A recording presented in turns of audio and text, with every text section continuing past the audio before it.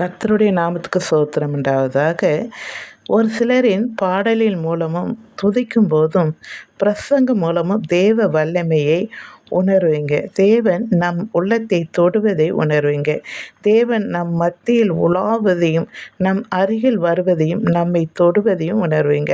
அப்பொழுது ஒரு தெய்வீக சமாதானம், சந்தோஷம் நம் உள்ளத்தை ஆட்கொள்ளும். அந்த உணர்வு எப்படி சொல்வது?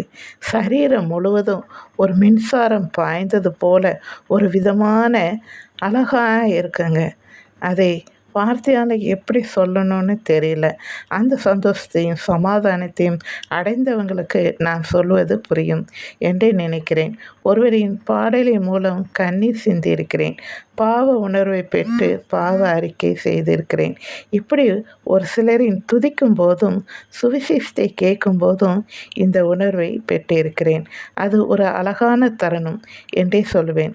உங்களுக்கு இந்த அனுபவம் இருந்திருந்தால் நீங்கள் பாக்கியவான்கள்.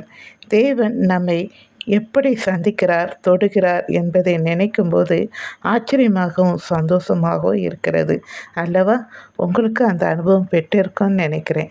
நான் பெட்மாஸ் ஐயா பாடும்போது ஒரு பாட்டு, பாதம் அமர்ந்து கண்ணீர் சிந்தி கதறி அழுதிடுவேன், நான் கதறி அழுதிடுவேன், இயேசு போதும் எனக்கு போதும், எந்த நாளும் ஆனந்தமே, எந்த நாளும் ஆனந்தமே.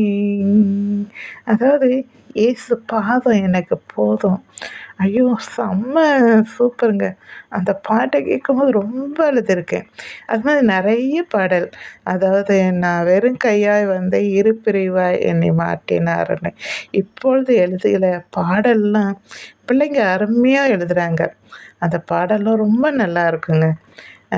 கிருபை கிருபை கிருபை கிருபை தேவ கிருபைன்னு ஒரு பையன் எழுதுனது செம்ம. இது மாதிரி நிறைய பாடலில் சொல்லலாம். ஆண்டவர் பாடல் மூலமாக எவ்வளோ பேரை சந்திக்கிறார் தெரியுமா? அதே போல் சுவிசேஷம் மூலம், ஜெபத்தின் மூலம் எத்தனை பேர் தொடுறாங்க. அது ஆச்சரியமாக இருக்கும். அதெல்லாம் பார்க்கும்போது உண்மையாலுமே அருமையாக இருக்குங்க. உங்களுக்கு அந்த அனுபவத்தை பெற்றிருப்பீங்கன்னு நினைக்கிறேன். பெற்றிருந்தால் நீங்கள் கமெண்ட்டில் சொல்லுங்கள். சரிங்களா? தேங்க்யூ.